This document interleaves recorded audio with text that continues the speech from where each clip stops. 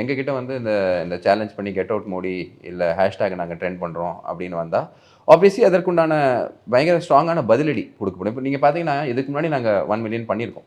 வணக்கம் மோடி 1.5 மில்லியன். ஆமாம் பண்ணியிருக்கோம். மோடி அவர்கள் இங்கே வராரு அப்படின்னு சொல்லிட்டு வரவேற்கிறதுக்கு வேண்டி வணக்கம் மோடி அப்படிங்கிற ஹேஷ்டேக்கை நாங்கள் ட்ரெண்ட் பண்ணோம். ஸோ இந்த பாஜகவோட ஒரு ஸ்பெஷாலிட்டி என்ன அப்படின்னு பார்த்தீங்கன்னா, இந்த ஐடி விங்கும் சரி, அதை சார்ந்து இருக்கக்கூடிய எக்கோ சிஸ்டமும் சரி, பாஜக ஆதரவாளர்களும் சரி, இது வந்து இந்த ட்வின் என்ஜின் சொல்லுவாங்க பார்த்தீங்களா, டபுள் என்ஜின். அந்த டபுள் என்ஜின் இங்கேயும் ஒர்க் ஆகுது. இப்போ மற்ற கட்சியெல்லாம் பார்த்தீங்க அப்படின்னா, அந்த ஐடி விங் வந்துட்டு அவங்களுக்கு தேர் பெய்ட், நிறைய இடத்துல தேர் பெய்ட். அவங்க வந்துட்டு நீங்கள் கேள்விப்பட்டிருக்கீங்க 200 ஊபி அப்படின்னு. இங்கே வந்து பேமெண்ட் எல்லாம் கிடையாது, நம்ம பாக்கெட்டில் போட்டு செலவு பண்ணுற மாதிரி இருக்கும். அப்படி இருக்கக்கூடிய ஆட்கள் எப்படி இருப்பாங்கன்னா பயங்கர உணர்வாக இருப்பாங்க. சில நேரத்தில் முடியலையா they will not do it. ஆனால் கரெக்டான டைம் அப்படின்னு வரும்போது ஃபுல்லாக இறங்கிடுவாங்க. ஃபஸ்ட்டு நம்ம இந்த 2 ட்வின் என்ஜினை பற்றி பேசும்போது பாஜக IT and social media wing அதை பற்றியும் சொல்லணும். அப்புறமா சுற்றி இருக்கக்கூடிய எக்கோ சிஸ்டம், இது பிரில்லியன்ட் எக்கோ சிஸ்டம். இந்த ட்வின் என்ஜின் தான் இப்போ சக்ஸஸ். எதிர்பார்ப்பும் இல்லாமல் எந்த விதமான எதிர்பார்ப்பும் இல்லைங்க, எந்த விதமான எதிர்பார்ப்பும் கிடையாது.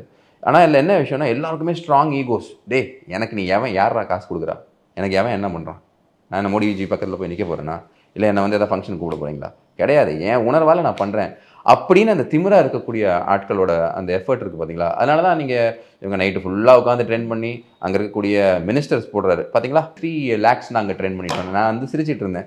இது வந்து நாங்கள் வந்து சும்மா டெய்லி ட்ரெண்ட் பண்ணுறது 3 lakhs எங்களால் பண்ண முடியும். Such is the power of the eco system. அவ்வளோ ஒர்க் பண்ணக்கூடிய ஆட்கள் இருக்காங்க.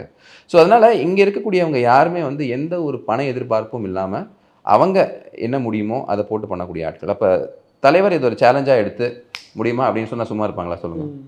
அதனால் இந்த ரேட் ஆஃப் ட்ரெண்டுங்கிறது பயங்கர தீவிரமாகிடுச்சு. பிகாஸ் எல்லாருமே இறங்கிட்டாங்க.